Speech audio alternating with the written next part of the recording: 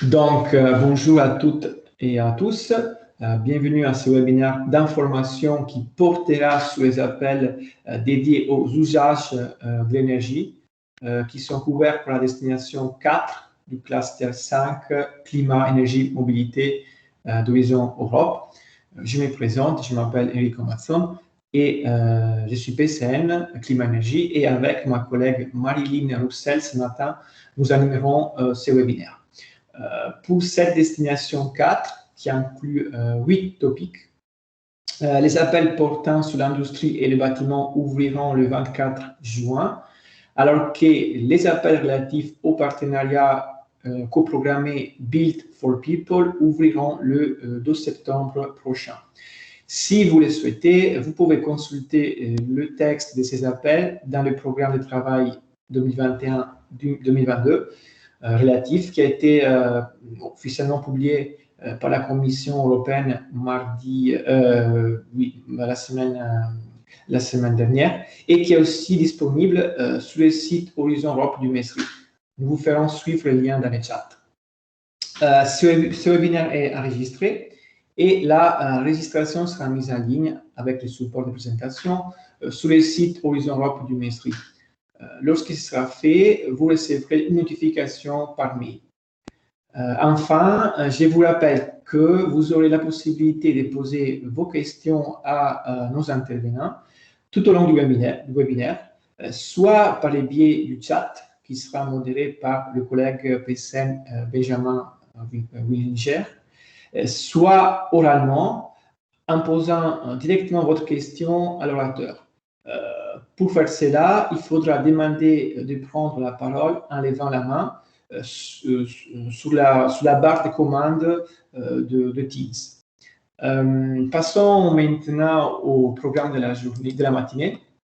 Donc, nous avons le plaisir de démarrer ce matin notre séance avec l'intervention de M. Sylvain Robert, Project Manager de la nouvelle agence exécutive de la Commission européenne pour le climat, les infrastructures et l'environnement.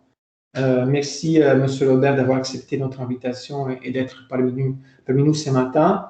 Sauf erreur de ma part, M. Robert pourra répondre à vos questions concernant les appels relatifs au bâtiment et pourra rester avec nous jusqu'à la fin du webinaire. Corrigez-moi si je me trompe, M. Robert. Non, c'est bien le cas. Merci. Très bien. Et ensuite, on fera un petit rappel des règles d'éligibilité et des participations au pilier 2 d'Horizon Europe.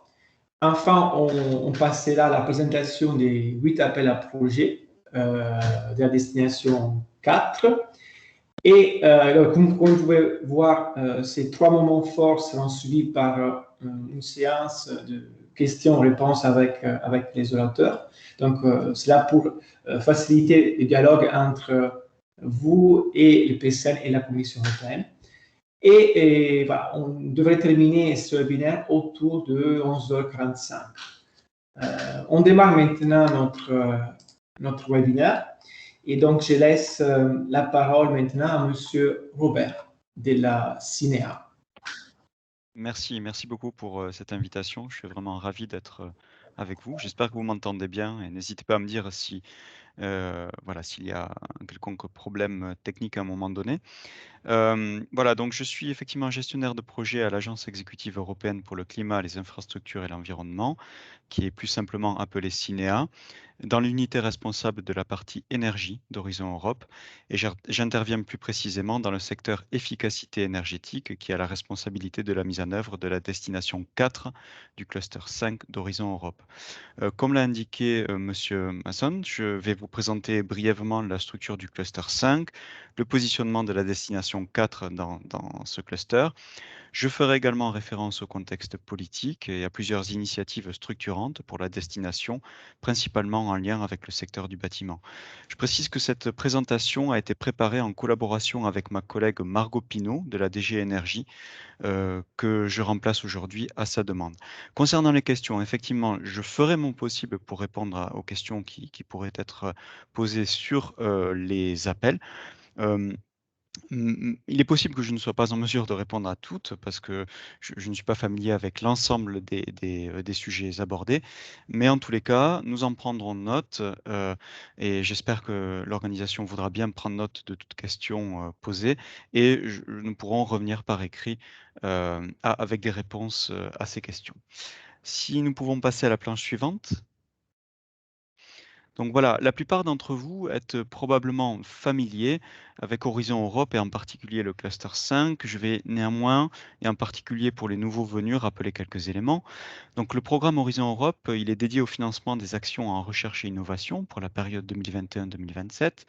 On parle ici d'un programme qui va couvrir un large spectre d'actions et un important périmètre thématique afin de traiter trois principaux enjeux qui sont la lutte contre le changement climatique avec 35% de l'objectif budgétaire en lien, la contribution à l'atteinte des objectifs de développement durable et le renforcement de la compétitivité et de la croissance de l'Union. Pour sa partie principale, le programme est structuré en trois piliers. Un premier pilier sur l'excellence scientifique qui va se focaliser sur les actions amont en recherche, notamment les bourses du Conseil européen de la recherche qui soutiennent les travaux des chercheuses et chercheurs les plus prometteurs. Un deuxième pilier qui porte sur la compétitivité et les enjeux globaux avec des actions plus aval visant à améliorer les technologies et solutions qui permettront de soutenir la mise en œuvre des politiques de l'Union et l'atteinte des objectifs en lien, en particulier en matière de développement durable. Un troisième pilier, enfin, qui intègre les instruments destinés à soutenir l'innovation et favoriser sa valorisation dans l'Union et pour l'Union. Planche suivante, s'il vous plaît. Donc en termes de budget, il s'agit de près de 100 milliards d'euros au total alloués au programme. Cela inclut une contribution exceptionnelle issue de l'instrument de relance économique Next Generation EU. Et comme vous le constatez, la répartition budgétaire montre l'importance du pilier 2, qui est celui qui nous intéresse plus particulièrement aujourd'hui. Et ce pilier représente plus de 50% du budget. Planche suivante. Donc vous savez sans doute qu'Horizon Europe se situe dans la continuité du programme de financement précédent, H2020. Il y a cependant quelques nouveautés, je ne vais pas toutes les détailler, mais permettez-moi d'en mettre en avant deux aujourd'hui. La création du Conseil européen de l'innovation, c'est une entité qui combine l'appui à la recherche sur des technologies émergentes, un projet pilote d'accélérateur et un fonds dédié. Et le but, c'est d'accélérer le développement des petites et moyennes entreprises et des startups innovantes. Il y a également, dans le cadre d'Horizon Europe, le lancement de 5 missions qui visent à traiter globalement de grands enjeux contemporains. Ces missions s'appuieront sur un large portefeuille d'actions en recherche et innovation et au-delà pour aborder avec l'ambition nécessaire 5 domaines d'intérêt: les villes intelligentes et neutres en carbone, l'adaptation au changement climatique, la santé des océans et des mers, la santé des sols et l'alimentation et le traitement du cancer. Planche suivante, s'il vous plaît. Donc voilà, intéressons-nous maintenant plus particulièrement au cluster 5 qui traite de l'énergie, du climat et de la mobilité. Ce cluster est donc structuré en 6 destinations qui correspondent à des périmètres thématiques d'intérêt.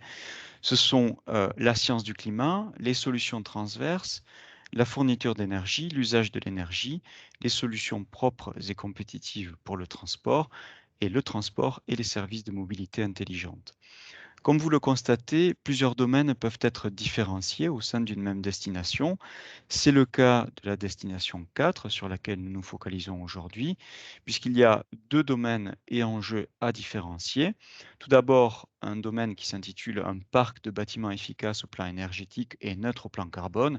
Donc là, ce domaine se focalisera sur les ruptures technologiques et socio-économiques pour atteindre la neutralité climatique et la transition vers zéro pollution des parcs de bâtiments à horizon 2050.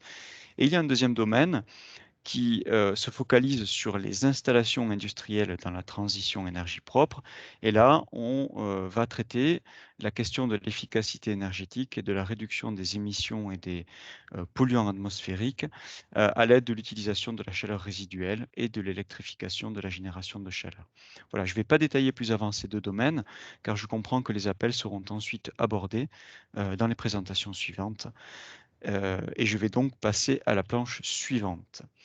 Au plan budgétaire, le cluster 5 est un élément important du pilier 2 d'Horizon Europe, avec de l'ordre de 15 milliards d'euros pour la durée du programme et pour les seules années 2021-2022, plus de 3 milliards d'euros. Le segment prépondérant, c'est celui de la fourniture d'énergie avec plus de 1,2 milliard d'euros en 2021-2022. Et la destination qui nous intéresse aujourd'hui, la destination 4 sur l'usage de l'énergie, a un budget de près de 250 millions d'euros sur la même période. Planche suivante. Donc, en lien avec la destination 4 et avant d'aborder rapidement le contexte politique, je souhaiterais mettre en avant une initiative d'intérêt. Il s'agit du partenariat Build for People. Donc, Horizon Europe permet, et c'était déjà le cas dans H2020 selon des modalités différentes, permet de mettre en place des structures collaboratives entre la Commission et des partenaires extérieurs, publics ou privés. Ce sont les partenariats. Donc sur le secteur de l'environnement bâti, qui est du bâtiment, qui est considéré comme un secteur stratégique, la Commission a mis en place un partenariat dédié voilà, pardon, afin de structurer l'action en recherche et innovation autour d'une feuille de route commune et d'augmenter l'impact de cette action au travers d'un réseau de pôles d'innovation. Donc ce partenariat implique une importante communauté de partenaires qui couvrent l'ensemble de la chaîne de valeur et qui sont représentés par 2 associations, le World Green Building Council et le CTP. Le partenariat dispose d'un financement de l'Union d'environ 380 millions d'euros et d'un budget estimé équivalent de la part des partenaires. Il représentera donc une partie conséquente de la destination 4, et ce, dès 2021-2022, avec plusieurs sujets financés. Planche suivante. Voilà. Maintenant, prenons un petit peu de temps pour aborder le contexte politique relatif à la destination 4. J'espère que vous avez tous entendu parler du pacte vert européen, le European Green Deal. Donc c'est une grande priorité de la Commission avec la question de la relance économique, bien évidemment. Donc le pacte vert va au-delà de la lutte contre le changement climatique. C'est en fait une nouvelle stratégie de croissance qui vise à faire de l'Union le premier continent neutre au plan carbone à 2050. Cette stratégie comprend de nombreuses facettes législatives et économiques. Et l'un des premiers jalons d'importance, c'est la loi climat qui instaure l'obligation de l'atteinte de la neutralité climatique à 2050. Cela va de pair avec une cible plus ambitieuse sur la baisse des émissions à 2030 à 55%. Et pour atteindre cet objectif, la Commission envisage une révision profonde du cadre réglementaire, notamment les directives efficacité énergétique et performance énergétique du bâtiment. Planche suivante, s'il vous plaît. Donc cette révision, elle se traduira par un paquet législatif appelé Fit for 55, qui devrait être adopté en juillet 2021. Donc il est bon de noter que l'efficacité énergétique est un des principaux leviers, donc reste un des principaux leviers qui permettront d'atteindre les 55% de réduction d'émissions en 2030. Donc c'est vraiment un levier, un facteur qui doit être pris en considération de façon prioritaire dans l'ensemble des secteurs et dans celui du bâtiment en particulier. Planche suivante. Donc, si l'on évoque le contexte politique, il est évidemment difficile de ne pas parler de la relance. Vous savez que l'Union a mis en place des instruments novateurs pour venir en aide aux États membres et stimuler la reprise économique. Il est important de noter dans ce cadre que sur les 1 800 milliards d'euros apportés par l'instrument de relance Next Generation EU et le cadre financier pluriannuel, 30% seront alloués à des actions liées au climat. C'est plus que le double des ressources allouées pour ce type d'action dans la période précédente. Concernant l'efficacité énergétique en particulier, c'est principalement un instrument appelé la Facilité pour la reprise et la résilience, qui est doté de plus de 670 milliards d'euros en subventions et prêts, qui viendra en soutien. Dans ce cadre, les plans de reprise et de résilience des États membres qui ont été soumis décrivent les actions que les États membres souhaitent mener. Ils sont en cours d'examen et d'approbation et il est important de noter qu'ils accordent une place importante aux actions en matière d'efficacité énergétique et en particulier à la rénovation. Planche suivante. Il est aussi nécessaire de noter que subventions et fonds publics ne seront pas suffisants pour financer les mesures nécessaires en matière d'efficacité énergétique, en particulier pour atteindre ces 55% de réduction d'émissions en 2030. Il est donc nécessaire de mobiliser une palette plus large d'instruments, c'est ce que cette planche représente, et en particulier pour générer les investissements privés nécessaires à l'atteinte des objectifs de neutralité climatique. Planche suivante. Alors, dans le cadre de cet ensemble d'initiatives qui sont lancées, une est particulièrement pertinente pour la destination 4, il s'agit de la vague de rénovation. Cette initiative, qui est basée sur le constat que la rénovation des bâtiments est un levier prioritaire pour la neutralité climatique, a pour objectif de doubler les taux de rénovation d'ici à 2030, avec ce que cela peut impliquer de gains en matière économique, en particulier pour l'emploi. Et la Commission a adopté une communication en octobre 2020 qui présente un plan d'action en ce sens. Planche suivante. Donc, ce plan d'action comprend 7 éléments complémentaires, avec en particulier, je l'ai déjà indiqué, un renforcement du cadre réglementaire, notamment la possible mise en place d'exigences de performance énergétique minimales pour les bâtiments existants, ou encore des actions en faveur de la circularité en matière de rénovation. Donc, il est extrêmement probable que la vague de rénovation va avoir un impact majeur sur le secteur dans la décennie qui s'ouvre. Donc, il est vraiment important de prendre cela en compte dans la mise en œuvre de la feuille de route de la destination 4 et en particulier en lien avec le partenariat Build for People. Planche suivante. Et en conclusion, je souhaiterais également indiquer que les appels bâtiments de la destination 4 auront à prendre en compte les avancées réalisées dans le cadre du New European House. Donc, c'est une initiative de création interdisciplinaire lancée par la Commission, dont le but est d'ajouter à la question de la neutralité climatique portée par le Pacte vert les questions de l'esthétique et de l'inclusion. Donc, il est à noter en particulier que l'un des appels 2021 de la destination 4 fait un lien clair avec le New European Bauhaus, mais il y a un lien à faire en fait avec l'ensemble des appels bâtiments, donc c'est important de suivre aussi cette initiative. Voilà, donc planche suivante, simplement pour vous remercier pour votre attention et voilà, avec plaisir pour suivre le reste de ce séminaire. Merci beaucoup, Monsieur Robert. Benjamin, est-ce qu'on a des questions dans le chat? Aucune question pour le moment écrite, mais je vois que Annabelle vient de lever la main. Donc, Annabelle, je te laisse la parole. Merci Benjamin, merci Sylvain pour cette présentation. J'ai juste une question un peu générique par rapport à ce nouveau programme Horizon Europe. Est-ce que vous auriez un conseil particulier aux futurs déposants et notamment par rapport aux appels de la destination 4? Est-ce qu'il y a quelque chose auquel il faut être plus attentif voilà. Alors, il pourrait y avoir de multiples réponses à cette question et voilà, c'est un peu délicat de mettre un point en avant, mais étant donné mon parcours et ayant passé quelques années à la DG Énergie, j'ai pu constater que le lien entre les initiatives politiques et l'action en recherche et innovation se renforçait. Je l'ai vu notamment dans le dernier programme de travail de H2020, avec des références qui étaient insérées dans les appels à projets vers des initiatives plus politiques.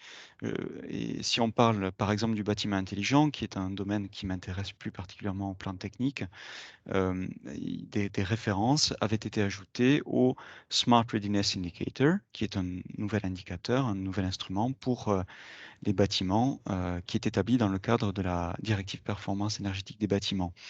Donc j'ai le sentiment que de plus en plus pour ces actions d'innovation qui, comment dire, voilà, qui sont proches quand même de la valorisation, qui sont proches du marché.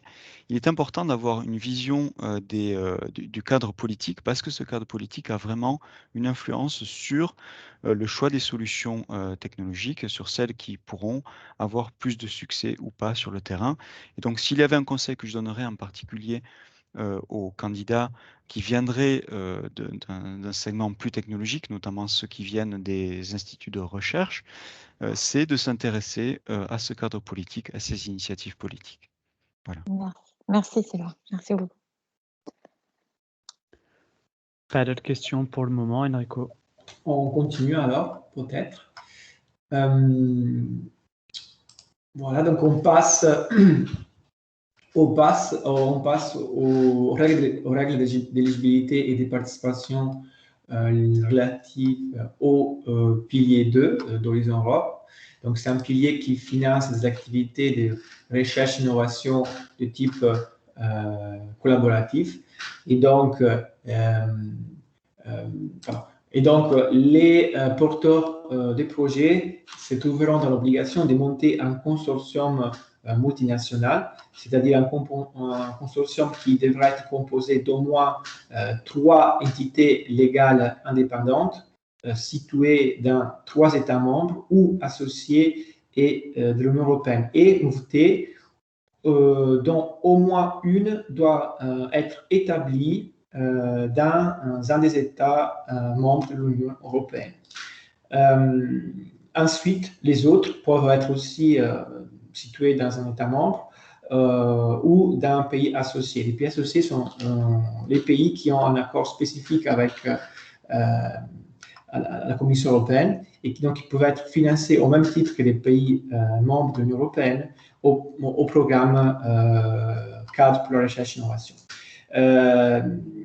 Les pays associés, donc les pays tels que la Suisse ou le Royaume-Uni devraient bientôt devenir pays associés. Les négociations sont en cours, donc il faudra voir un peu les résultats de ces négociations, mais a priori ils devront être associés au programme cadre. Il y a hors Union européenne et hors pays associés, et il y a 2 autres catégories de pays, donc les pays automatiquement éligibles au financement. Il s'agit des pays qualifiés par la Commission européenne de low and middle income countries, ayant un accord avec l'Union européenne, naturellement. Et deuxième catégorie, des pays non automatiquement éligibles au financement. Il s'agit des pays industrialisés, comme les États-Unis, la Chine, ou les économies émergentes, comme les pays, les BRIC. Et dans ces cas-là, ces pays, les entités situées dans ces pays-là, ils sont financés si cela est prévu au titre d'un accord de coopération préexistant, si les programmes de travail le prévoient ou si leur collaboration est indispensable à la mise en œuvre du projet. En tout cas, il faudra bien lire le texte de l'appel à projet parce que voilà, parfois le texte prévoit la participation de certains pays bien spécifiques et donc voilà, il faut toujours bien lire le texte des appels. On passe maintenant aux instruments de financement. Donc, les taux génériques de financement pour les projets de type Horizon Europe est de 100%,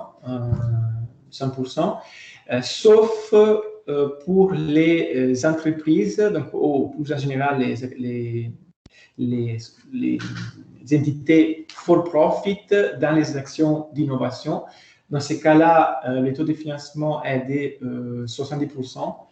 Mais cela peut aussi atteindre les 70% pour les actions d'innovation relatives au partenariat coprogrammé public-privé, comme par exemple c'est le cas pour le partenariat Built for People. Mais en tout cas, il s'agit d'un taux de cofinancement très compétitif par rapport au taux de cofinancement d'autres guichets européens ou des guichets nationaux. Maintenant, on passe à la phase d'évaluation des projets d'Horizon Europe. Donc, les projets d'Horizon Europe sont évalués sur la base des 3 critères d'évaluation, excellence, impact et qualité de la mise en œuvre. Chaque critère peut recevoir une note entre 0 et 5. Pour être éligible, il faudra totaliser un score de minimum 3 dans chaque critère et obtenir un score global de minimum 10.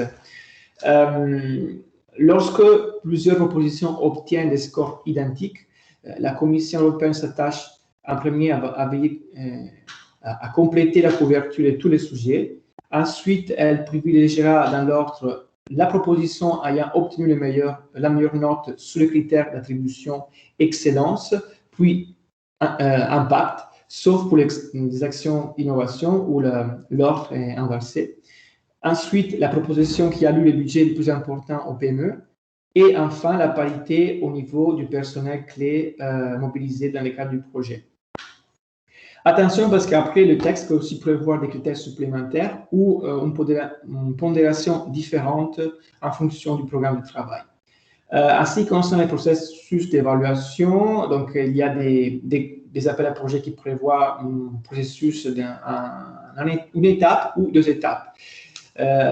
Dans les cas où le processus prévoit seulement une étape, le déposant doit juste présenter une proposition en version courte, dans la plupart des cas une dizaine de pages. Le dossier est composé d'une dizaine de pages. Et ce dossier-là sera évalué en fonction seulement de 2 critères, excellence et impact. Lorsqu'il s'agit d'une évaluation sur 2 étapes, là, les déposants devront présenter et présenter un dossier complet et ce dossier-là sera évalué sur les 3 critères que je vous ai cités tout à l'heure. Quant au processus standard d'évaluation, il se compose de 4 étapes. Donc, la première étape, tout d'abord, étape qui concerne l'évaluation individuelle par un expert. Plus précisément, il s'agit d'au moins 3 experts qui évaluent les projets de manière individuelle. Deuxième étape, la réunion des consensus des différents experts.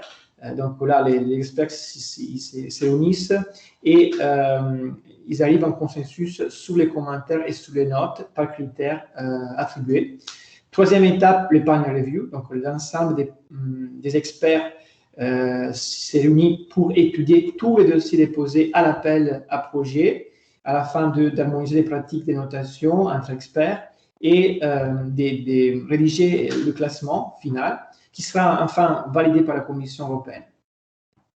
Voilà, donc globalement, le processus d'évaluation dure 5 mois, maximum 5 mois, plus il faut compter 3 mois supplémentaires pour la phase de négociation du grant agreement avec la Commission européenne. Donc, le time to grant global est de 8 mois.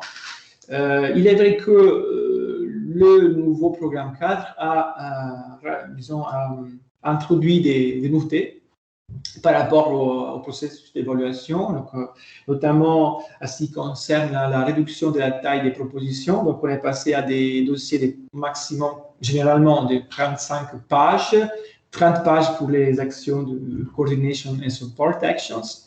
C'est-à-dire que, donc, par contre, voilà, on est passé de dossiers de 70 pages à un dossier de 45 pages. Donc, les dossiers sont désormais, disons, plus réduits, plus concentrés au niveau des informations également. Et une autre nouveauté, c'est les droits de réagir. Donc, il y a la possibilité pour les évaluateurs de poser, avant la réunion du panel review, des questions par écrit aux déposants afin d'éclaircir certains détails du projet technique. Et une autre nouveauté, c'est l'évaluation à l'aveugle, donc c'est-à-dire la possibilité pour l'évaluateur d'évaluer le dossier sans connaître l'identité du déposant. Donc ça, il s'agit les 2 derniers éléments, sont des éléments qui sont introduits de façon pilote dans certains appels du programme cadre. On passe à la fin aux coûts éligibles. Donc, Horizon Europe finance naturellement, rembourse au 100% les coûts directs, c'est-à-dire les coûts qui sont réellement encourus par les bénéficiaires et qui sont directement liés à l'exécution de l'action. Et donc, cette typologie des coûts inclut le coût du personnel mobilisé sur les projets, les coûts directs des sous-traitances, les coûts directs des soutiens financiers des tiers, etc. Et Horizon Europe finance également des coûts indirects qui sont éligibles sur la base d'un taux forfaitaire de 25% sur la base des coûts directs éligibles. Voilà, donc ça c'était juste disons, une revue rapide des règles d'éligibilité. Je ne sais pas s'il y a des questions par rapport à ces slides. Alors, on avait une question concernant la nouvelle règle qui impose d'avoir au moins un partenaire du consortium qui soit établi dans un État membre. Je pense que la question a été répondue dans le chat. On a une autre question. Alors là, je pense que c'est peut-être plutôt pour faire suite à la présentation de M. Sylvain Robert. Donc la question porte sur le taux de succès vis-à-vis des derniers calls H2020 Green Deal Building, qui était alors apparemment de 3%. Est-ce qu'il faut s'attendre à ce même niveau pour les calls Building d'Horizon Europe? Oui, je comprends cette question, je comprends cette interrogation. C'est vrai que sur l'appel Green Deal, on a eu un nombre assez impressionnant de propositions. Alors évidemment, il est très difficile de faire ce type de prédiction, mais je ne vois pas tellement comment on pourrait avoir le même nombre de soumissions sur les appels de ce premier round Horizon Europe. Ça reste quand même une compétition assez rude. Mais voilà, je ne pense pas qu'on atteindra les niveaux de l'appel du Green Deal parce que cet appel était spécifique en termes de volume budgétaire. On était sur des très gros projets. Il y avait une très grande visibilité aussi de l'appel. Et en plus, il se situait à un moment, donc en toute fin d'un programme, où par nature, il y a un appétit plus élevé pour ce type de guichet. Voilà, donc je dirais non, a priori, ce ne sera pas de ce niveau-là. Voilà. Il faut peut-être juste rappeler aussi que le taux de succès d'une manière générale d'Horizon 2020 est plus aux alentours des 12% au niveau européen. Donc je ne sais pas si on sera dans la même veine pour Horizon Europe, mais voilà, ça permet un peu de contrebalancer par rapport au taux de succès Green Deal qui effectivement était victime de son succès ou de sa grande communication, on va dire. Mmh. D'accord. Autre question. Y a-t-il un appel d'offres H2020 pour un projet recherche techno-exploratoire sans partenaire? Donc j'entends sans consortium. Je laisse peut-être Enrico répondre. Je vais te répéter la question, je parle bien. Alors, on nous demande s'il y a un appel d'offres, bon, H2020, donc je suppose Horizon Europe, pour un projet de recherche sur les techno-exploratoires, apparemment sans partenaire, donc qui ne serait pas collaboratif. À ma connaissance, non, moi, pour les 8 appels qu'on va passer en revue ce matin, je ne sais pas si ça s'appelle un appel d'offres plus spécifique, mais il ne sera pas traité ce matin, au moins. Voilà, pour compléter, dans le pilier 2, on parle vraiment de projets collaboratifs. Donc, par définition, il n'y aura pas de projet mono-bénéficiaire sans partenaire. Exactement. D'autres questions, mais on peut passer sinon là On peut passer. au topic. D'accord. Donc, on passe maintenant au topic. Donc, on va passer en revue les 8 topics qui ouvriront d'ici peu. Donc, ma collègue Marilyn Roussel vous présentera les topics relatifs au bâtiment et moi, je vais me focaliser sur les topics relatifs à l'industrie. Marilyn, voilà. La parole, toi la parole. Bonjour à tous. Donc cette destination s'adresse aux activités ciblant la demande d'énergie, notamment une utilisation efficace de l'énergie dans les bâtiments et l'industrie. Les solutions côté demande et l'amélioration de l'efficacité énergétique sont parmi les moyens les plus rentables d'accompagner la transition vers la neutralité climatique, de réduire la pollution et l'utilisation de matières premières, de créer une croissance inclusive et des emplois en Europe, réduire les coûts pour les consommateurs, réduire notre dépendance aux importations et réorienter les investissements vers des investissements intelligents et durables. La transition vers un système énergétique décentralisé et neutre pour le climat va grandement bénéficier de l'utilisation des technologies numériques qui permettront aux bâtiments et aux installations industrielles de devenir des éléments interactifs du système énergétique susceptibles de contribuer à optimiser la consommation, la production et le stockage distribué de l'énergie. Ces technos numériques vont déclencher également de nouvelles opportunités commerciales, de nouvelles sources de revenus pour une énergie améliorée et offrent une offre innovante de services qui valorisera les économies d'énergie et la flexibilité de la consommation. Donc, je vais commencer par vous présenter le premier topic. Donc, ce premier call est une Innovation Action. Un TRL final entre 6 et 7 est attendu. Le budget de l'appel à projet est de 10 millions d'euros. Donc, il a attendu par projet un budget moyen de 3 à 5 millions d'euros. L'ouverture est pour le 24 juin avec une fermeture du call le 19 octobre. Donc, les résultats du projet doivent intégrer tous les éléments suivants. Amélioration de la qualité de la construction et du respect de la durée de vie. Amélioration de la précision de la performance énergétique et de toute autre évaluation menée en parallèle. Réduction de l'écart entre l'évaluation et la performance réelle. Amélioration et automatisation de la surveillance de la performance énergétique des bâtiments et d'autres aspects pertinents de la performance du cycle de vie, avec un lien direct avec la performance de l'efficacité énergétique. Amélioration de la user-friendliness des certificats de performance énergétique et des données liées à la performance à préoccupation en termes de clarté, de précision et d'ergonomie des informations fournies.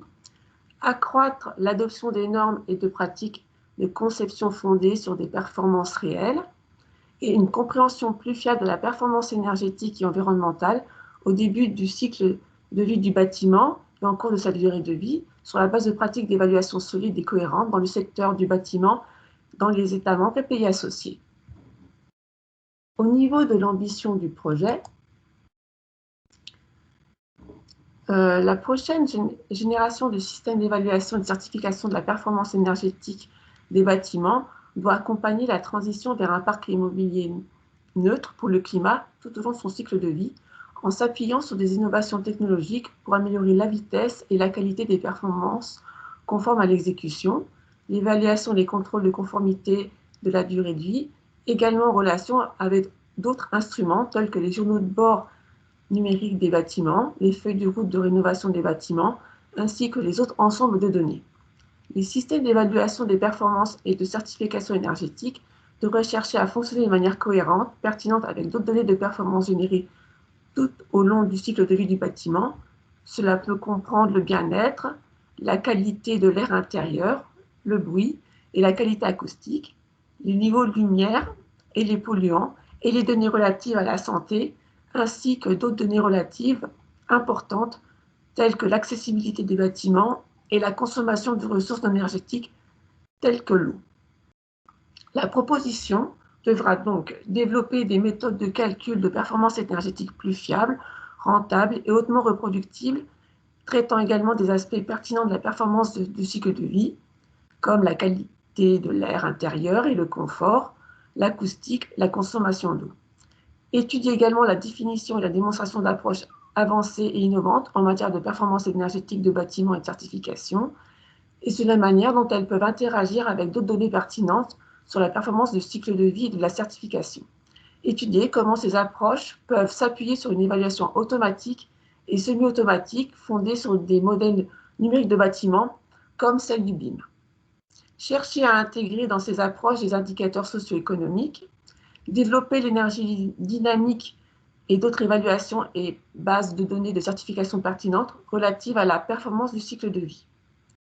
Démontrer comment les données provenant de capteurs intelligents peuvent être incluses dans les évaluations de manière dynamique, liées à ce que les solutions proposées s'appuient sur les résultats de projets antérieurs portant sur la performance des bâtiments, notamment sur les certificats de performance énergétique, s'assurer que les solutions proposées sont conformes et soutiennent une large adoption des normes et codes européens pertinents afin de permettre un déploiement à une échelle européenne.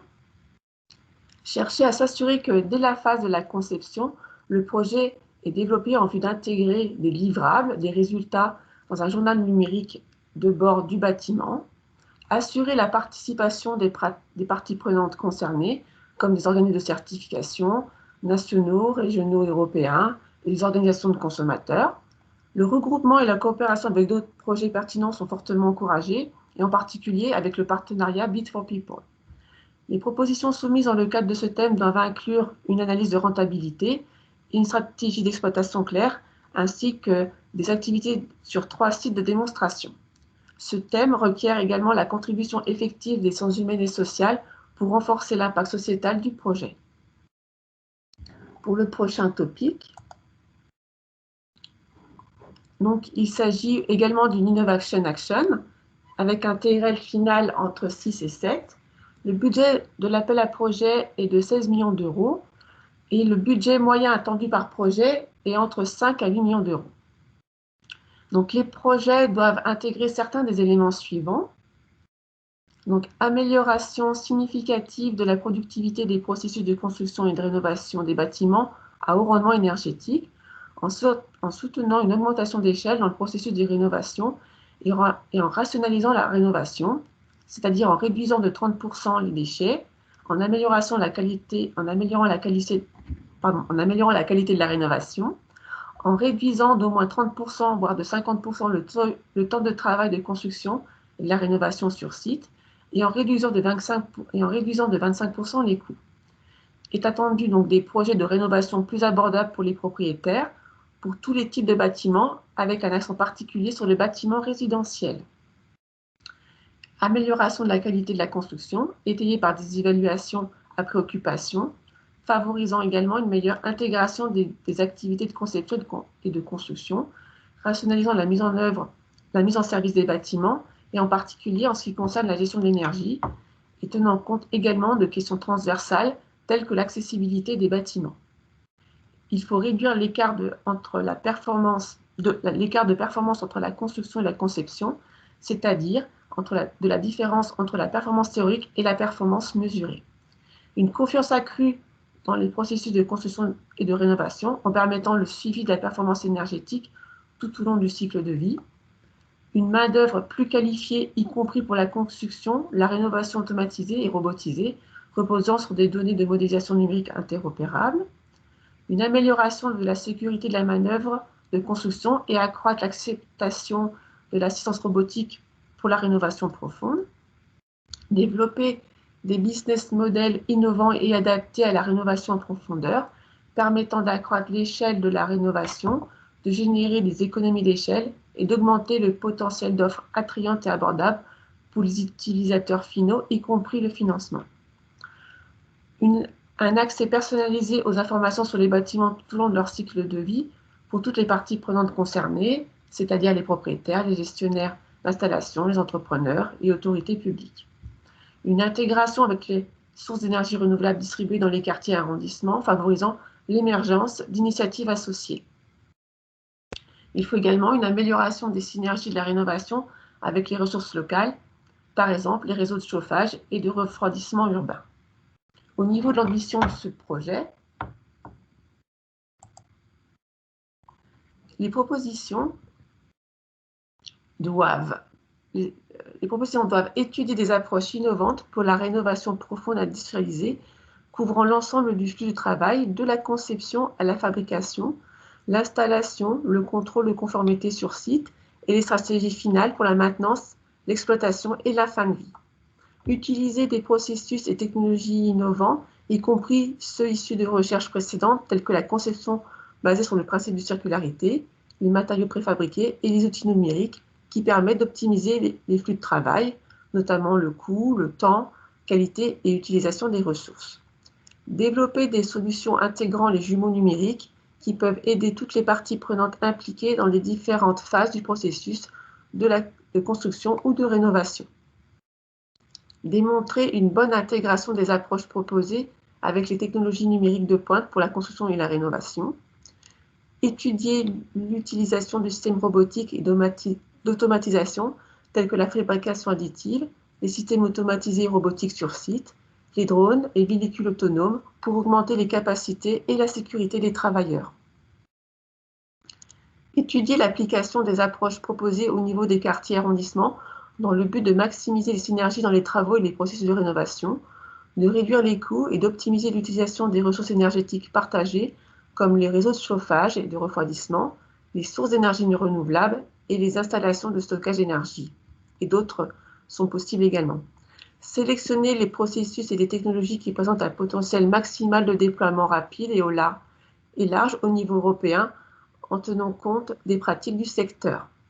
Garantir la participation effective de la chaîne d'approvisionnement des bâtiments, et en particulier des PME, ainsi que des propriétaires ou des locataires de bâtiments et d'autres parties prenantes concernées. Le cas échéant, étudier comment les approches proposées pourraient s'appliquer aux bâtiments du patrimoine culturel. Veiller à ce que les approches proposées permettent d'atteindre le plus haut niveau de performance énergétique en tenant compte d'autres aspects pertinents comme l'accessibilité, tout en maintenant des coûts dans une fourchette intéressante pour les propriétaires. S'assurer dès la phase de conception que le projet est développé dans l'optique d'intégrer des résultats et des livrables dans un journal de bord numérique du bâtiment. Démontrer sur la base de paramètres et d'indicateurs de performance clés que les approches innovantes proposées permettent de réduire les erreurs, les déchets, d'accroître l'efficacité des ressources et d'améliorer la qualité, la performance énergétique et d'accroître la reproductibilité. Étudier les business models en vue de déploiement massif et d'un impact à l'échelle européenne. Mener au moins 3 démonstrations à grande échelle pour évaluer les approches proposées pour une variété de typologies de bâtiments représentatives du parc immobilier européen en s'assurant des conditions climatiques. Le regroupement et la coopération avec d'autres projets pertinents sont fortement encouragés et notamment dans le cadre du partenariat Build for People et Driving Urban Transition. Dernier call sur cette thématique au niveau des bâtiments. Donc, il s'agit également d'une Innovation Action avec un TRL final attendu de 8. Le budget de l'appel à projet est de 10 millions d'euros. Il est attendu un budget moyen par projet proche de 3 à 5 millions d'euros. Les projets doivent intégrer tous les résultats suivants. Un suivi plus solide, amélioré et cohérent de la performance énergétique et en intégrant d'autres aspects pertinents comme la qualité de l'environnement intérieur et le cycle de vie de bâtiments. Une planification mieux informée de l'infrastructure des bâtiments. Également intégrer avec succès des tests de services énergétiques intelligents sur la base de données avancées et de haute qualité sur la performance du parc immobilier. Augmentation significative et mesurable de l'utilisation des données ouvertes en temps réel et fiables sur les bâtiments provenant de sources multiples. Développement de méthodes précises qui facilitent la collecte de données à partir du parc immobilier. Meilleure disponibilité des installations de big data et d'analyse de ces data pour la recherche, la simulation, élaboration de politiques à grande échelle. Mise en œuvre plus efficace des politiques de l'Union européenne qui favorisent la transition vers une économie verte, numérique et durable et qui contribuent à améliorer la qualité du parc immobilier dans son ensemble, qualité de vie et de travail, inclusion et accessibilité. Au niveau de l'ambition du projet, il faut améliorer la collecte et la qualité des données sur l'énergie et les données connexes, comme par exemple le cycle de vie pour les bâtiments, y compris le chauffage, la ventilation, la qualité de l'environnement intérieur, les équipements techniques, par le biais de diverses sources de données, telles que les données des fabricants, les données des modèles BIM et des jumeaux numériques, les enquêtes, les journaux de bord numériques, les capteurs et les compteurs. Explorer les approches permettant d'intégrer les données dynamiques des bâtiments, comme celles issues des capteurs, avec les données statiques, comme celles issues des compteurs, et d'autres types de données, comme des enquêtes de satisfaction des usagers. Veiller à ce que les approches proposées s'appuient sur l'interopérabilité et des solutions de type cloud qui permettent une collecte et une utilisation transparente des données. Développer ou créer des outils d'analyse de données open source et des outils de prédiction. Développer des outils améliorés pour la simulation numérique et les jumeaux numériques. développer, améliorer et intégrer des plateformes de partage de données ouvertes existantes, contribuer au développement de référentiels européens de données sur les bâtiments en libre accès et standardisé, en soutenant également le développement d'initiatives européennes connexes, comme celle de l'Observatoire du parc immobilier de l'Union européenne. Promouvoir la gestion de données selon les principes FAIR, trouvables, accessibles, interopérables et réutilisables, afin de garantir l'accessibilité, l'interopérabilité et la réutilisation des données. Il faut également une démonstration de plateforme d'échange de données numériques pour le bâtiment.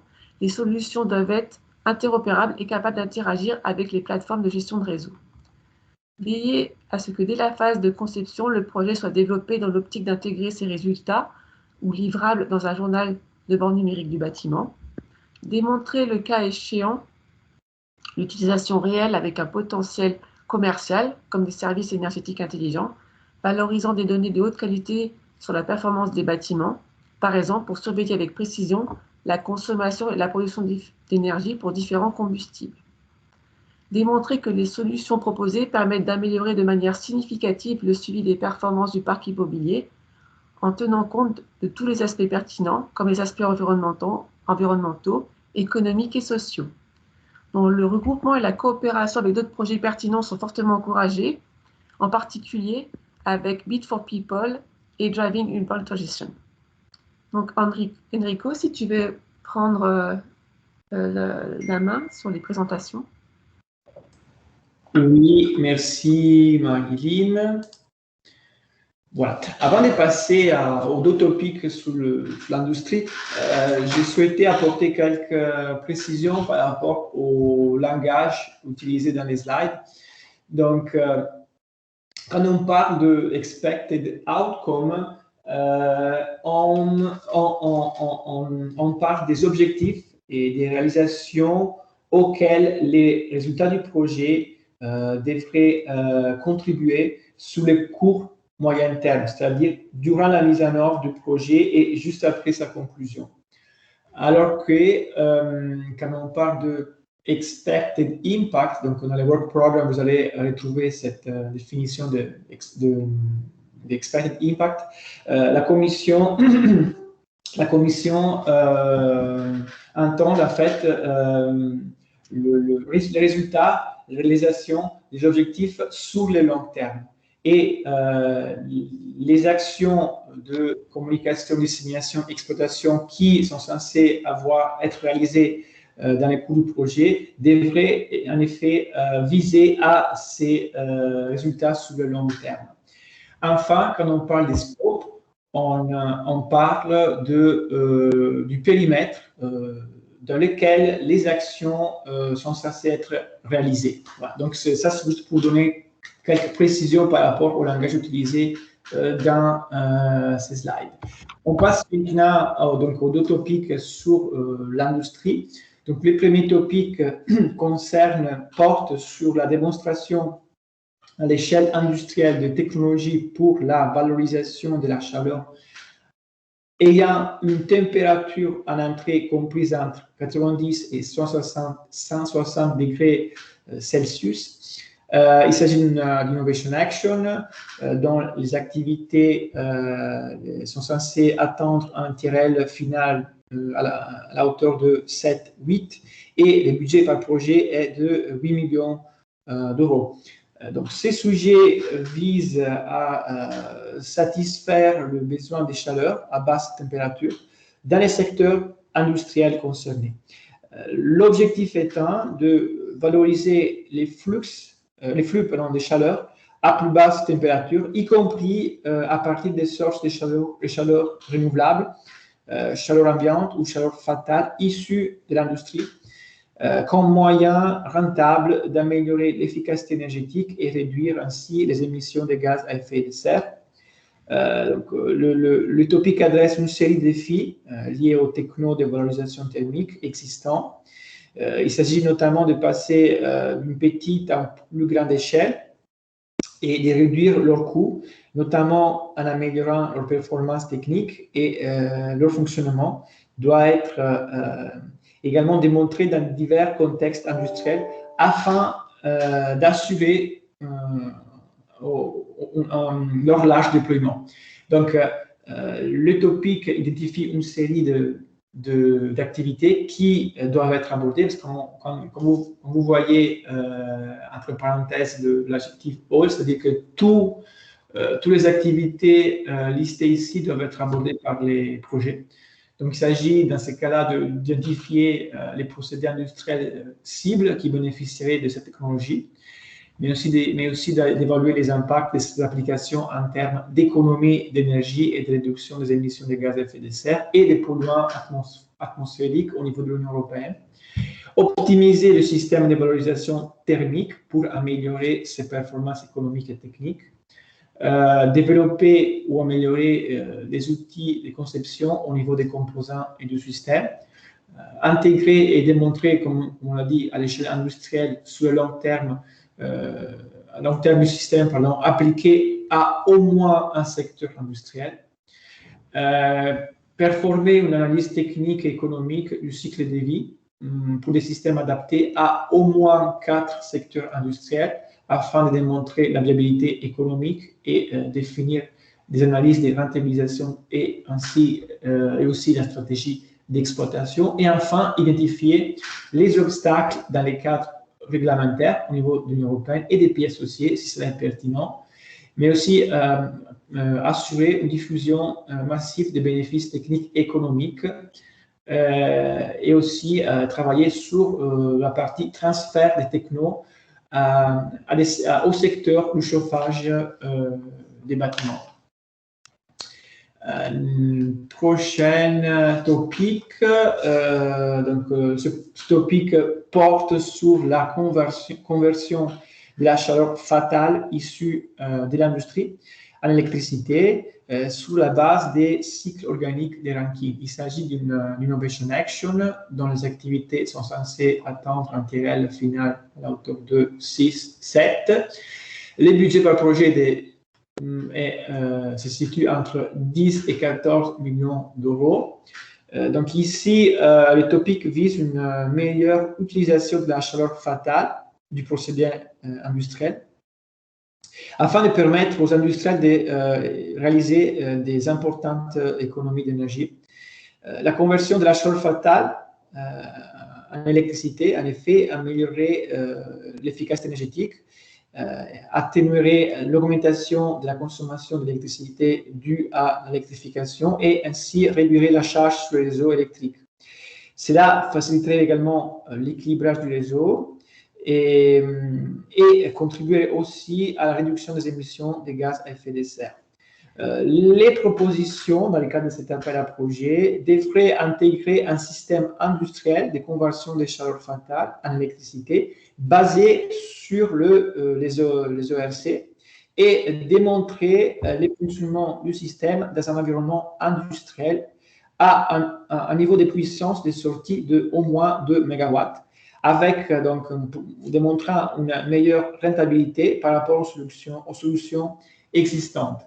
Donc, afin d'atteindre cet objectif, tous les domaines de développement suivants doivent être couverts par les propositions de projet, et notamment l'optimisation des cycles thermiques et des mélanges de fluides ou d'additifs pour différents niveaux de température de la chaleur récupérée et pour environnement industriel contraint. En termes d'efficacité et des modèles économiques, développement ou amélioration d'outils de conception au niveau des composants et du système, une amélioration ou un développement de nouveaux matériaux et composants. Comme on l'avait déjà remarqué, donc l'intégration et la démonstration du système doivent venir au milieu industriel.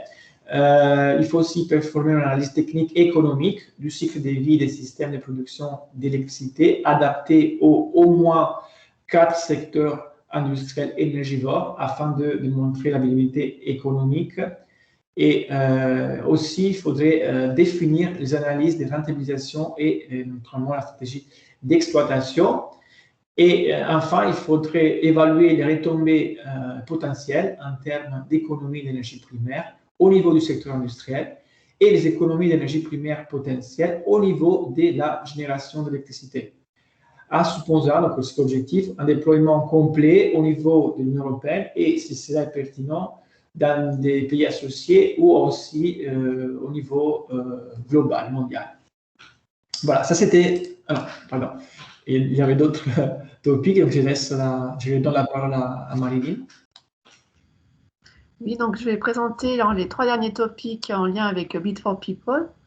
Donc le premier appel, donc c'est un Innovation Action avec un TRL final attendu autour de 6 et 7. Le budget de l'appel à projet est de 15 millions d'euros et le budget, les projets doivent atteindre un budget entre 5 à 7 millions d'euros. L'ouverture de ces calls pour les 3 derniers à venir, donc c'est le 2 septembre pour une clôture le 25 janvier 2022. Les projets doivent intégrer tous les éléments qui vont être présentés ci-dessous. Donc, une viabilité démontrée, une solution technologique intégrée et éprouvée pour les garanties de performance et les contrats basés sur la performance qui incluent, en plus de la performance énergétique et de manière beaucoup plus large, des aspects liés au climat et à l'environnement, comme l'efficacité des ressources, l'empreinte carbone, tout au long du cycle de vie des bâtiments.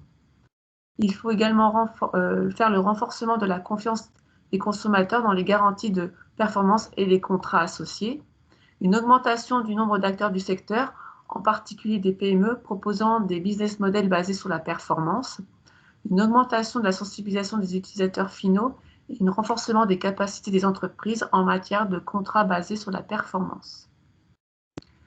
Donc, au niveau de l'ambition du projet, j'ai bien passé la slide suivante, oui. Concevoir et démontrer des solutions technologiques intégrées innovantes basées sur des composants de pointe, enveloppe pour l'enveloppe, le chauffage, la ventilation, permettant d'améliorer de manière rentable la performance globale des bâtiments avec des garanties de performance. Étudier la viabilité des business models basés sur la performance qui associent ces solutions technologiques à des cadres contractuels attrayants et innovants pour les garanties de performance et les tester avec les acteurs du marché concernés, comme par exemple les fournisseurs d'énergie. Développer des business models adaptés aux nouvelles méthodes de conception et de production industrialisées et inclure des garanties de performance améliorées en matière d'énergie et de ressources avec une mise en service plus longue et une maintenance conditionnelle pour remplacer les contrats de maintenance. Développer des contrats de performance qui fonctionnent avec des solutions industrialisées pour des rénovations dans le secteur résidentiel, valorisant la performance énergétique et environnementale, l'efficacité des ressources et de l'énergie, la fiabilité énergétique via la demande et la réponse, et ainsi que le confort pour tous les éléments d'un bâtiment. S'appuyer dans la mesure du possible sur des approches commerciales existantes qui ont démontré leur efficacité pour la rénovation, comme les guichets uniques ou les Energy Service Company. Veiller à ce que ces business models utilisent des outils numériques comme les systèmes de gestion de l'énergie, le blockchain ou les journaux de bord numériques pour augmenter la disponibilité des données pour la mesure et la vérification et donc augmenter la traçabilité et faciliter ainsi la mise en œuvre de contrats basés sur la performance. Ce thème met en œuvre le partenariat Bit for People. Donc, topic suivant. Donc, dédié également sur une Innovation Action. Donc, le TRL final est attendu est de 7. Le budget de l'appel à projet est de 22 millions d'euros. Et le projet doit en moyenne être entre 9 et 11 millions d'euros. Les résultats attendus, donc les projets doivent intégrer l'ensemble des résultats suivants.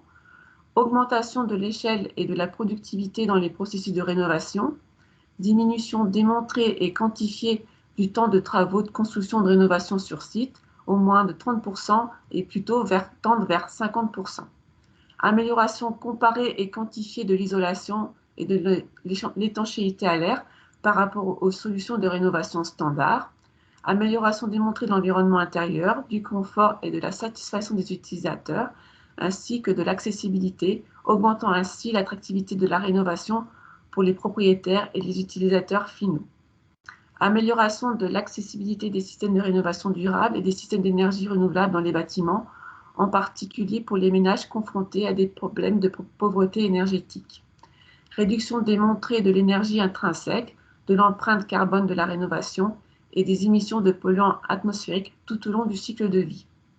Déploiement accru de solutions intégrées de production d'énergie renouvelable pour la production d'énergie renouvelable polyvalente sur site, chauffage, refroidissement, électricité. Augmentation de la part de matériaux ou de produits de construction réutilisés ou recyclés, voire biosourcés, utilisés pour la rénovation des bâtiments et contribuer ainsi à l'économie circulaire. Adoption plus rapide des normes européennes ou des certifications des matériaux de construction réutilisés ou recyclés. Au niveau de l'ambition du projet, les propositions doivent fournir une démonstration réelle à grande échelle des innovations technologiques déjà démontrées en laboratoire. Les propositions doivent couvrir tous les aspects suivants. Développer des solutions de rénovation pour une gamme de besoins élargie, de la rénovation de portée limitée aux rénovations beaucoup plus profondes, en appliquant principalement des matériaux de construction réutilisés ou ressourcés, ou recyclés, voire biosourcés, dans une approche cradle to cradle, permettant une installation sans modifier la structure du bâtiment ou sans surcharger les structures existantes et démontrer un fort potentiel de réplication et d'industrialisation. Développer des solutions de rénovation multifonctionnelles, passives et actives, et ainsi qu'évolutives, pour améliorer la performance énergétique des bâtiments, applicables à différents types de bâtiments basés sur des éléments préfabriqués et des systèmes d'énergie renouvelable intégrés. Développer des solutions d'enveloppe de bâtiments avec des moyens intégrés pour la gestion combinée active ou passive du transfert d'énergie, c'est-à-dire intégrant des systèmes d'énergie renouvelable pour l'isolation thermique et acoustique et la production directe d'électricité renouvelable sur site. Chercher à soutenir l'intégration de sources locales de matériaux réutilisés et de matières premières secondaires dans des lots de rénovation en s'appuyant le cas échéant sur l'exploitation minière urbaine. Développer de nouvelles technologies de tests orientés vers l'évaluation de la performance à long terme des éléments. Cela devrait inclure l'estimation de la durabilité et de la durée de vie. Modéliser et tester à l'échelle réelle les matériaux et composants sélectionnés. Réaliser un benchmark des performances énergétiques et environnementales. Un suivi annuel à l'échelle réelle des nouvelles solutions, démontrant également la conformité aux exigences du projet et de la réglementation et démontrant la rentabilité des solutions de rénovation. Évaluer les risques liés aux événements perturbateurs majeurs comme les inondations, les vagues de chaleur, les tremblements de terre, qui s'appliquent aux zones géographiques ciblées et, le cas échéant, inclure une analyse de la résilience du bâtiment. Démontrer que les solutions proposées conduisent à des coûts de maintenance réduits, à une amélioration de l'environnement intérieur et du confort, ainsi que de la satisfaction des utilisateurs et de leur accessibilité. Ces solutions peuvent être utilisées dans un large éventail de conditions environnementales. Elles peuvent favoriser une utilisation durable des ressources et respecter les principes de cycle de vie de durabilité. Il faut envisager des lots de rénovation intégrant également des sources d'énergie renouvelables pour les bâtiments dans le respect de l'esthétique, de la valeur historique ou de l'identité architecturale locale. Il faut mener au moins 3 démonstrations à grande échelle dans différentes zones géographiques avec diverses conditions environnementales, sociales et économiques, portant à la fois sur des bâtiments résidentiels et non résidentiels. Le cas échéant, contribuer également à la normalisation et aux activités de certification. Et bien sûr, ce thème est en lien avec Bit for People. Pour le dernier call, donc c'est une CSA, une action de coordination. Et un seul projet est attendu. Donc l'ouverture de cette CSA est attendue pour le 2 septembre et la clôture de l'appel à projet est le 25 janvier. Donc les résultats doivent intégrer tous les éléments suivants.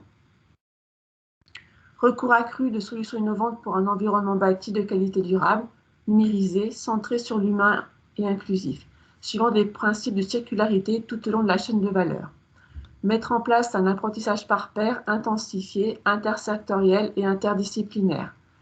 Mettre en place une sensibilisation accrue aux avantages de l'innovation technologique, sociale et culturelle, de la coopération transfrontalière dans le secteur de l'environnement bâti, en tenant compte de tous les aspects pertinents tels que la durabilité, l'efficacité énergétique et des ressources, et le cycle de vie, la numérisation, l'inclusion et l'accessibilité. Conformément au nouveau Bauhaus européen, une meilleure reconnaissance et une meilleure intégration de l'architecture de qualité et des principes de conception pour améliorer la durabilité de l'environnement bâti, y compris le cas échéant le patrimoine culturel, en garantissant également les respects des principes de l'économie circulaire et également des aspects tels que le style, l'inclusion et l'accessibilité. Une visibilité améliorée et une adoption plus systématique, y compris par les utilisateurs de l'environnement bâti. Il faut également mettre en place un réseautage renforcé, durable et multidisciplinaire dans le domaine de l'environnement bâti. Et il faut accroître le cofinancement d'innovation dans le domaine de l'environnement bâti durable et innovant. Pour l'ambition de cette CSA, il est attendu de développer des business models pour garantir des options de cofinancement afin de favoriser l'innovation pour la durabilité, le style, l'accessibilité et la qualité de l'environnement bâti. Soutenir la création et le fonctionnement des pôles d'innovation dans toute la chaîne de valeur liée au partenariat Bit for People. Relier le concept de pôle d'innovation de l'ensemble de la chaîne de valeur avec les pôles d'innovation régionaux et nationaux et avec les projets pilotes pertinents du nouveau Bauhaus européen et améliorer la collaboration entre les différents acteurs.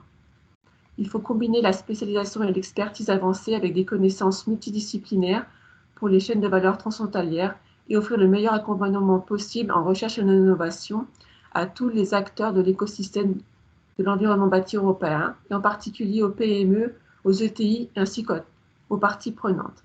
Mettre en place un réseau pluridisciplinaire à long terme pour ces pôles d'innovation ainsi qu'une gouvernance appropriée pour concentrer et alimenter les investissements publics qui serviraient à plusieurs régions européennes. Optimiser des actions de diffusion, des ateliers, des conférences, des activités d'apprentissage par pair impliquant toutes les parties prenantes. Et développer une organisation et un business model pour une collaboration efficace entre les pôles d'innovation, y compris après la fin de la subvention. Chercher à coopérer avec d'autres actions de coordination destinées à soutenir le nouveau Bauhaus européen, par exemple en matière d'éducation et de diffusion dans le cadre de Horizon Europe et au-delà, et collaborer étroitement avec les principaux partenaires de Build for People. Donc le cluster 5 n'est pas le seul source de financement pour vos projets. Vous pouvez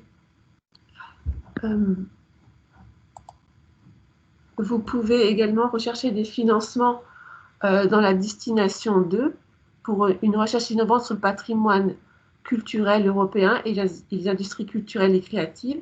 Cette destination est la plus pertinente pour les sujets dont le champ d'application concerne les bâtiments patrimoniaux. Et également dans la destination 3 du cluster 2 pour une recherche innovante sur les transformations sociales et économiques. Cette destination est la plus pertinente pour les éléments d'innovation sociale inclus dans certains des sujets. Pour le cluster également 3, pour la destination 4, cybersécurité accrue, ce lien potentiel est le plus pertinent pour les sujets qui traitent des bâtiments intelligents et de la numérisation des bâtiments. Dans la destination 5 également, avec une société européenne résiliente aux catastrophes, ce lien potentiel peut être pertinent pour les sujets qui traitent de la résilience du parc immobilier. Dans le cluster 4, l'ensemble du groupe est pertinent, en particulier la destination 1, pour la production neutre sur les plans climatiques, circulaires et numérisés. Et puis le cluster 6 de la destination 3, le secteur de l'économie circulaire et de la bioéconomie, et la destination 4, dédiée à l'environnement propre et la pollution zéro. Ce lien potentiel est pertinent pour tous les sujets, en particulier ceux qui traitent de la rénovation durable des bâtiments. Il y a également d'autres programmes, comme le programme LIFE. Donc, Enrico, tu reprends la parole ou je sais pas, dans le fil de la présentation, j'ai un peu le... Oui, je peux répondre la parole. Donc, merci. Je peux peut-être revenir en arrière sur le dernier slide. Donc, effectivement, tous les topics concernant, par exemple, les échanges de meilleures pratiques, les programmes de financement pour les actions relatives à l'efficacité énergétique ou toutes les actions de market uptake relatives à l'efficacité énergétique seront couverts par le programme LIFE à partir de cette année. Voilà, donc vous pouvez venir sur cette slide. Ici, vous pouvez trouver une série de liens intéressants vers les sites de la Commission européenne, où vous pourrez trouver le texte des appels, les statistiques sur les projets financés et aussi sur les événements à venir.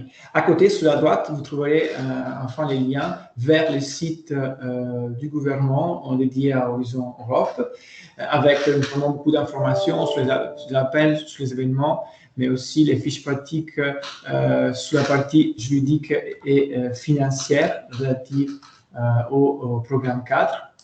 Et voilà, je vous laisse avec ces derniers slides concernant les prochains événements. Donc, le 5-6 juillet prochain, la Commission européenne organise un Info Day sur le cluster 5. Et cet événement sera suivi par un brokerage event, toujours sur le cluster 5, le 7 juillet. Donc, ici, nous avons mis les liens vers les sites dédiés pour l'inscription et pour retrouver plus d'informations. Donc, nous avons maintenant terminé le survol des topics dédiés à la destination 4 pour l'année 2021. Benjamin, est-ce qu'on a des questions relatives au... Oui, on a quelques questions. Je ne sais pas si on peut encore abuser de votre temps, notamment Monsieur Sylvain Robert pour quelques questions. Notamment une question qui porte sur l'appel des 40202 sur les paquets de rénovation. La personne demande s'il existe des contraintes concernant les sites de démonstration. Est-ce qu'ils doivent être tous résidentiels ou individuels, multiples, par quartier, etc. Donc un peu plus d'informations sur ces démosites. Merci pour cette question. Je conseille en tous les cas de se référer au texte. Et pour cet appel, ce qui est indiqué, c'est qu'il faut mener au moins 3 démonstrations de grande ampleur, en traitant des zones géographiques variées et des conditions environnementales, sociales, économiques variées, et qu'il faut traiter à la fois le résidentiel et le non résidentiel. Voilà, donc ma lecture du texte, qui j'espère est la bonne, c'est que c'est l'ensemble de ces sites de démonstration qui doivent traiter le résidentiel et le non résidentiel, mais il peut y avoir par exemple un site focalisé sur un type de bâtiment. Ça peut être intéressant pour ce type de questions aussi de se tourner vers les questions fréquentes qui ont été publiées pour l'appel Green Deal sur les bâtiments, puisqu'il y avait, je me rappelle, au moins une question qui tournait autour du même sujet, sur cette question justement de grande ampleur, hein, large scale, etc. Voilà. Merci pour cette réponse. Alors, on avait également une question concernant donc les 3 premiers appels bâtiments qui ont été cités, qui pour cette personne-là paraissent avoir des objectifs croisés, et il aurait voulu des éléments sur vraiment ce qui différenciait ces différents appels. Je ne sais pas si Monsieur Nicolas Rousseau voudrait prendre la parole pour préciser sa question, ou si ça suffit poser comme cela. Moi, je peux répondre sur la base de la question posée, et après, si Monsieur Rousseau veut apporter des clarifications additionnelles, il peut tout à fait le faire. Mais alors, je partage pas vraiment comment dire? Il y a un degré de chevauchement, ça c'est sûr. On est dans un domaine qui est dans un secteur donné, qui est le secteur du bâtiment. Donc forcément, dans les différents appels, on va avoir des sujets qui se recoupent. Ce n'est pas anormal, c'est souvent voulu. Par contre, sur les 3 sujets mentionnés, et ça s'applique aussi aux autres sujets pour le secteur du bâtiment qui ont été décrits, j'ai le sentiment qu'il y a un point focal clair pour chacun. Si on prend le premier, c'est clairement sur la certification de performance, donc l'analyse et la certification de performance. On a un lien très net avec le cadre politique, avec le PBD, donc la directive performance énergétique du bâtiment. Ensuite, si on prend le deuxième, on est vraiment sur tout ce qui est workflow, donc les processus de rénovation, construction, amélioration de la productivité, de la qualité, etc. Et si on prend le troisième, on est sur la collecte et l'analyse de données. Donc là encore, il y a un lien avec le cadre politique qui est certes moins évident que pour le premier, mais qui existe néanmoins, puisque la collecte de données, c'est une des priorités politiques pour l'efficacité énergétique. Et il y a notamment un outil qui a été créé qui s'appelle le Building Stock Observatory, qui vise à collecter et à mettre et à rendre disponibles des données sur les parcs de bâtiments. Et voilà, là, on est sur une action d'innovation dans laquelle on cherche non seulement à apporter des solutions technologiques, mais à faire un lien aussi avec ce qui existe et à améliorer donc le monitoring hein, qui est effectué sur les parcs de bâtiments. Voilà, donc ça, c'est ce que je peux dire. Après, si M. Rousseau veut ajouter des éléments, bien sûr, je peux répondre. J'ai l'impression que ça répond à la question de M. Rousseau. Dans tous les cas, vous pouvez à tout moment nous adresser des questions et on complétera ou on fera suivre, par exemple, à M. Sylvain Robert pour apporter des compléments d'information. Dernière question, c'était sur l'appel D4 0102 qui porte sur l'industrialisation de la rénovation profonde.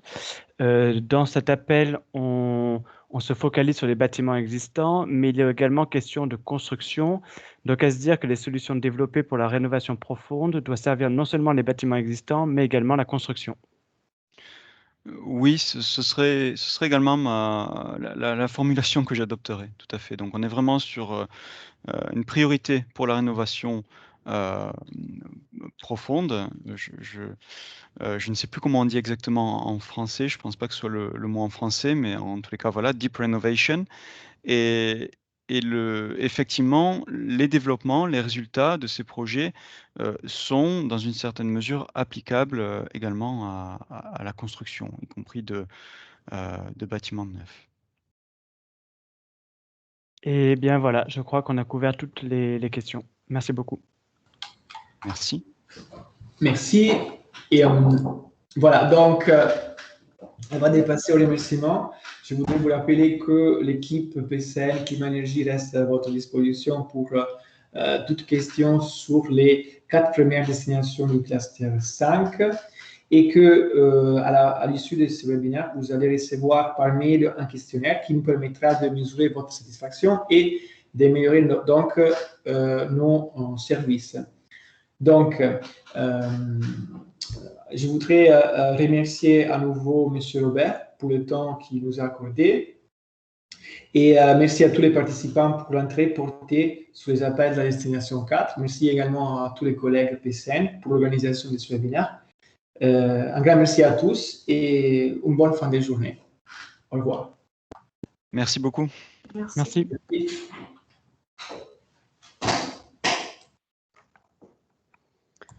Merci, au revoir.